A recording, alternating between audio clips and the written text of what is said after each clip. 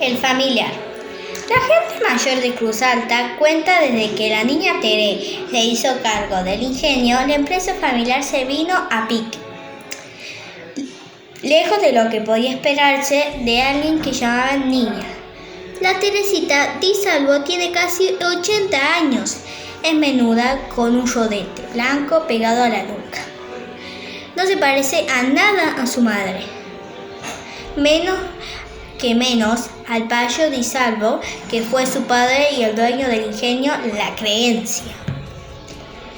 Todo Cruz Alta la conoce, aunque ella no suele aparecerse en fiestas ni bautizos. La Tere vive sola, no tiene hermanos, ni sobrinos, ni perro que le ladre. Se ha quedado a vestir santos a pesar de que tiene unos ojos celestes y soñadores, y ha subido ser guapa de moza. Los vecinos la saludaban muy temprano cuando va camino al ingenio. Bendito los ojos que la ven, niña, pero por dentro piensa, pobrecita la Tere, Di Salvo. Al Payo, en cambio, cuando era patrón y jefe, nadie osaba saludarlo. Había llegado de muy joven al puerto de Buenos Aires con una valija de cartón y un sombrero aludo, todo agujereado en la parte de adentro. No decía una palabra en español, salvo las que coincidían con las de su italiano natal.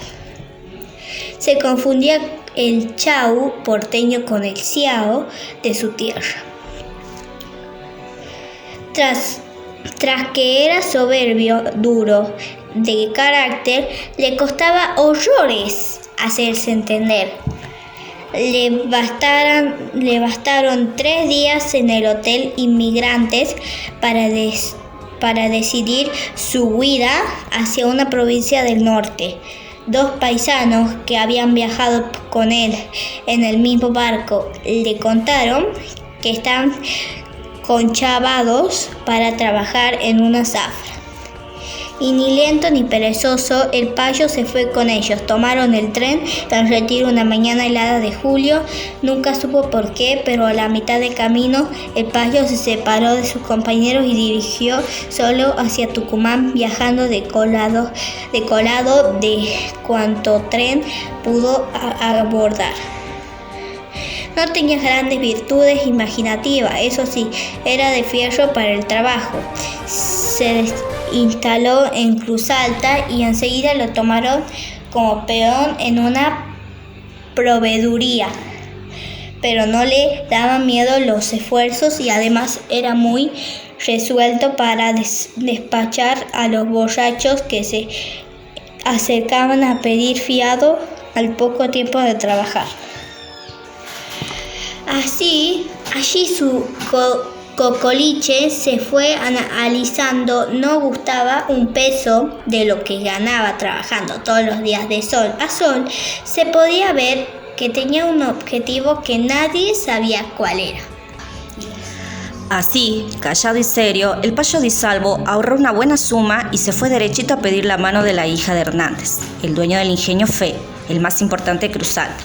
La chica, que se llamaba Flora, ni siquiera lo conocía, pero la resolución de Di Salvo impactó al padre, tanto que pensó seriamente en la proposición y finalmente accedió a tomarlo como yerno. La boda se celebró a todo trapo. Los vecinos de Cruz Alta no vieron con buenos ojos ese matrimonio, pero la fiesta prometió durar varios días, así que la mayoría de ellos optó por cerrar el pico y dedicarse a tomar y comer a gusto en la gran finca de los Hernández. A los pocos meses, el Payo Di Salvo ya estaba trabajando en el ingenio y no como un peón cualquiera, sino como mandamás del dueño. Así todo, la confianza que había ganado no colmó sus expectativas. Al contrario, hizo que el muchacho aspirara más. Los años de duro trabajo en la proveeduría le habían enseñado que no quería ser empleado, sino patrón. Día y noche se la pasaba elucubrando planes para quedarse con la empresa de los Hernández, que a la sazón estaba en su momento de mayor prosperidad. Y con esos pensamientos andaba cuando una tarde, en medio de una siesta calurosa, se topó con una culebra que cruzaba el patio polvoriento haciendo zigzag. «Culebra mala suerte, te voy a pisar», dijo. Y la culebra, parándose derechita como una regla, le habló así: no me pises, payito, que yo soy dueña de hacerte rico si me tratas bien. El payo no entendía nada. No era dado a la bebida ni mucho menos, así que no podían ser visiones. Se quedó quieto y volvió a decirle: que te aplasto si no te mandas a mudar, bicha. La culebra, entonces, como por arte de magia, se tornó corpulenta, creció, se puso de pie y era casi tan alta como él. Yo te puedo dar lo que tanto querés. ¿No sabes quién soy? El familiar de este ingenio soy, y te digo que si se muere tu suegro te quedarás dueño de todo. Vas a ver, me llevas con vos y yo te cuido para siempre. El payo se quedó mudo. El aspecto de la culebra era horrible, viscosa, negra, con los ojos amarillos y los dientes puntiagudos como cuchillos. Algo había oído hablar de él el familiar, aunque nunca se le había cruzado por la cabeza que esas historias fueran de veras. Contaban los viejos que se trataba de una bestia hambrienta con cuerpo de reptil que se escondía en las casas de las más renombradas familias de Tucumán y que les ofrecía protección a cambio de que vaya a hacer tratos diabólicos. El payo sintió un tembleteo helado en la espalda, un miedo que nunca antes había experimentado, ni siquiera cuando el barco que lo traía de Italia estuvo a punto de hundirse, pese al terror que no podía disimular y porque se creía más guapo que el resto de los hombres. Se mantuvo erguido frente al horrendo animal y le preguntó: ¿y qué querés que haga yo? Hagamos un pacto entre los dos. De ahora en más, vos y yo vamos a ser familiares. Me vas a ver llegar al ingenio y en una semana todo será tuyo. Casi ni tuvo que pensarlo el payo Di Salvo. Era tanta su ambición que el trato le pareció más que justo. Esperó que a la culebra tomara nuevamente su tamaño normal y se le metió en el bolsillo. No habían pasado 2 horas cuando el reptil entró en el ingenio Fe llevado por Di Salvo. Maldita la hora en que le hizo caso, porque ahí mismo empezaron las desgracias. Efectivamente, a la semana del fatal encuentro falleció don Hernández, pobre hombre que la ligó sin comerla ni beberla. Los hermanos de Flora no quisieron heredar la empresa ni siquiera en partes. Es más, se mudaron a otra ciudad y nunca tuvo más que se lo volvió a ver. Flora, que estaba embarazada, tuvo contracciones provocadas por la angustia y se le adelantó el parto. Casi al mismo tiempo que moría su padre, dio a luz a una hija 7 mesinas a la que llamó Teresita. El payo se volvió más hosco y brutal de lo que ya era. Los operarios del ingenio no entendían nada, porque Di Salvo era cruel, aprovechador y ellos estaban acostumbrados a otra cosa. A medida que las ofensas se agravaban, la fábrica daba más réditos y se colocaba por encima de todas las demás empresas azucareras de Tucumán. Cada tarde, el payo Di Salvo bajaba al sótano que había bajado su oficina y vigilaba los movimientos de la culebra. Ella aparecía y desaparecía intermitentemente, siempre en su tamaño normal, el de una lombriz muy crecida. La segunda vez que ésta le habló, le susurró estas palabras: Payo, atendeme bien lo que te voy a decir. Me vas a llamar Viborón y al ingenio le vas a poner la creencia, porque si no crees en mí, se te acaba la fiesta. El payo hizo caso y en un santiamén cambió el nombre de la vieja empresa. Los asuntos del ingenio empezaron a funcionar sobre ruedas. El negocio crecía sin parar. Los obreros, por no perder el trabajo, hacían doble jornada. Ganaban poco y nada, aunque no se quejaban porque la situación estaba dura en Tucumán. Pero bien dicen que por ahí que hay que desconfiar cuando la limosna es grande, y el payo no desconfió. Así fue como una tarde la culebra se le apareció entre los baúles y le dijo: ahora tráeme un peón que me agarró hambre. ¿Un peón? ¿Y qué vas a hacer con un peón, Viborón?, le preguntó Di Salvo. La furia de la culebra ante esta pregunta fue tal que se hizo gigante como aquella vez en el patio y vociferó: tráeme lo que te pido, te quedas en la calle. Así lo hizo el payo Di Salvo, porque nada le daba más pavor que volver a ser pobre. Ladino como era, le pidió a un peoncito que lo acompañara al sótano y ahí nomás lo dejó encerrado. Esa fue la primera vez que aquel peón vio al Viborón y también la última.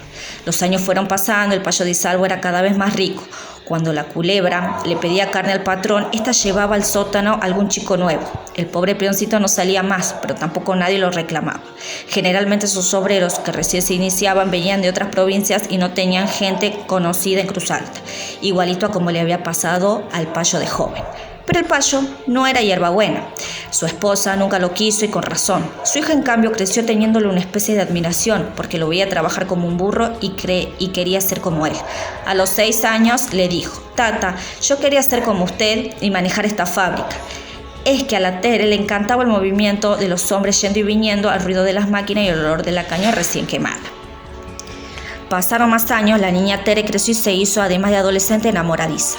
Perseguía a los peones, les escribía poemas, a veces cantaba bagualitas cerca de la zafra para que lo escucharan todos. Y la verdad es que a todos les gustaba la Tere porque tenía un aire pícaro de niña rica, capaz de hacer cualquier locura con tal de molestar a su padre. Lo cierto es que un día le picó el bichito del amor y el afortunado fue un peón nuevo, rubio, de cachetes rojos como 2 manzanas. Y hete aquí que su padre decidió que fuera justo ese muchacho el próximo alimento de Viborón, que andaba muerto de hambre tras meses y meses de falta de comida. Existía poca, por no decir poquísima, comunicación entre el payo Di Salvo y la niña Tere. Pero por esas tontas esperanzas que tienen las jovencitas enamoradas, ella pensó que el payo había intuido su amor por el peoncito rubio y como lo quería tanto y además él había vivido una historia similar con la que ahora era su esposa, seguramente se lo llevaba a un lugar más privado del ingenio para conversar sobre el próximo casamiento. Teresita no era boba y estaba profundamente ilusionada, por eso decidió ir a su padre y el peón hasta la oficina principal y cuando vio que bajaba al sótano lo siguió hasta la puerta, en puntas de pie muy silenciosa. Le pareció extraño que a los 2 minutos de haber entrado su padre saliera solo del sótano. Bueno, se dijo, quizás fue a buscarme a mí para que hablemos los 3. ¿Qué sorpresa se va a llevar cuando me encuentre adentro? Pero la sorpresa se lo llevó ella, porque al entrar vio al peón aterrorizado contra una pared, pálido como si hubiera visto un fantasma. «Se ha ido, niña, se ha ido en cuanto entró usted», gritó. Teresita se quedó callada. ¿Podía ser que su padre infundiendo tanto miedo? Este peón estaba realmente muerto de espanto. «Vení conmigo, no seas tonto», le dijo al chico que se había hecho pis encima del susto. «Mejor lo agarramos en su oficina». El peón le dio la mano y avanzó con ella hacia la puerta, tembloroso como una hoja. En eso, una culebra negra del tamaño de una lombriz crecida se cruzó zigzagueando frente a ellos. «Bicha mala», dijo la niña Tere, y le aplastó la cabeza sin meditarlo ni un segundo. Por supuesto que Teresita Di Salvo nunca se casó con el peón rubio, ni con ningún otro. Al mes del episodio, en el sótano, los balances empezaron a dar mal en el ingenio la creencia, y de tantos disgustos el payo Di Salvo se murió. El suceso fue un alivio para todo Cruz Alta y hasta se hizo algún que otro festejo al que naturalmente la Tere no fue. Endeudada y todo como estaba, la niña mantuvo siempre la empresa familiar. Era su única herencia y su única casa. Nunca le encontró explicación a la desgracia de haberse vuelto pobre tan rápido. Pero tampoco supo que el milagro de que siguiera en pie el ingenio de su familia se había exclusivamente a su bondad, porque ningún acreedor se animaba a cobrarles un centavo a una mujer tan buena y tan sola en la vida.